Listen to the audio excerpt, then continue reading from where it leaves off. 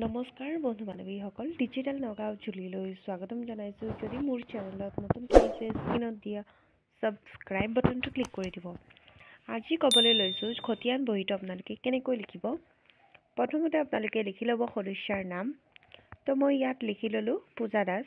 স্বামীৰ নাম লিখিব, স্বামী বা দেউতাৰ নাম লিখি ল'ব, মই লিখি লৈছোঁ। তাৰপিছত লিখিব সদস্যাৰ সংখ্যা। সদস্যাৰ সংখ্যা 4ও হ'ব পাৰে বা 5ও হ'ব পাৰে, যিটো হয় এইটো লিখিব।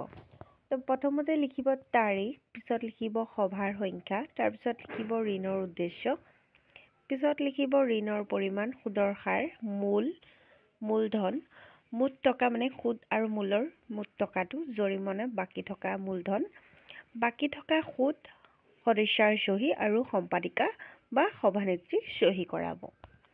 তো প্ৰথমতে ধৰক এইটো জুন মাহত ঋণটো ল'লে, জুন মাহৰ 3 তাৰিখে লোনটো ল'লে 3/6/24 আৰু সভাৰ সংখ্যাটো 223। তাৰপিছত কিহৰ কাৰণে ঋণটো লৈছে এইটো লিখিব। ধৰক বেমাৰৰ কাৰণে ল'লে, ঋণৰ পৰিমাণ 15,000, সুদৰ হাৰ কিমান হ'ব 2%। আৰু এইখিনি একো লিখিব নালাগে, সদস্যাৰ চহী কৰাব আৰু সভানেত্ৰীৰ চহী। আৰু ইয়াত একো কৰিব নালাগে, এইখিনি এইটো মানে এই খতিয়ান বহীটোত এইখিনি লিখিব। আৰু আপোনালোকে যোনে ঋণ ল'ব তেওঁতো আকৌ এপ্লিকেশ্যন দিব লাগিব, ঠিক আছে। তাৰপিছত ইয়াত 3ৰ পিছত 8 তাৰিখ আহিলে, তো ডেটটো উল্টা পুল্টা হ'ল। কিয় ডেটটো উল্টা পুল্টা হ'ল? কিয় কি যে 3 তাৰিখে টকাটো ল'ল, 3 তাৰিখৰ পিছত 5 নম্বৰ সপ্তাহটো যিটো হ'ব এইটো ডেটত কি কৰিব লাগিব, টকাটো ঘূৰাই দিব লাগিব। তো 8/7/2024 হ'ল।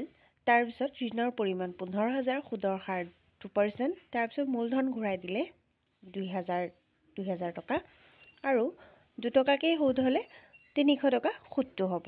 তো 2,300 টকা মুঠ দিলে, তাৰপিছত বাকী থকা মূলধন কিমান থাকিব 13,000, সদস্যাৰ চহী, সভানেত্ৰীৰ চহী।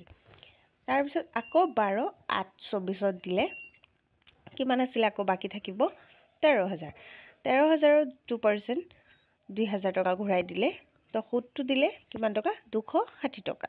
তো 2,260 টকা দিলে, আৰু মূলধনটো কিমান থাকিব বাকী 11,000। চাইন কৰালে সভানেত্ৰী আৰু সম্পাদিকা চাইন কৰালে।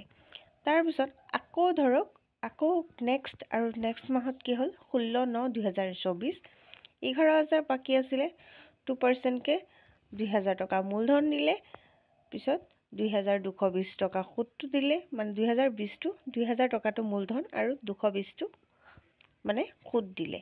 দিয়াৰ পিছত বাকী কিমান থাকিলে 9,000 টকা, 9,000ৰ পৰা সদস্যাৰ চহী, সভানেত্ৰীৰ চহী। তাৰপিছত নেক্সট মাহত কি কৰিলে 21/10/2024, 9,000 টকা বাকী থাকিব, 2%, মূলধনটো দিয়া নাই। তো মূলধনটো দিয়া নাই যদি ইয়াত খালী ৰাখিব, 180 টকাটো দিছে মানে সুদটো দিছে, মূলধন দিয়া নাই, বাকী কিমান থাকিব 9,000, পিছত ছিগনেচাৰ কৰাই ল'ব।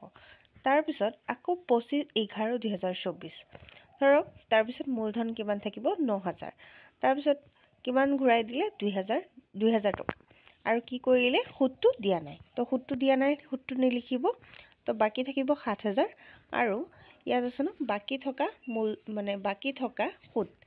বাকী থকা সুদ কিমান হ'ব 180 টকা সুদ আছে।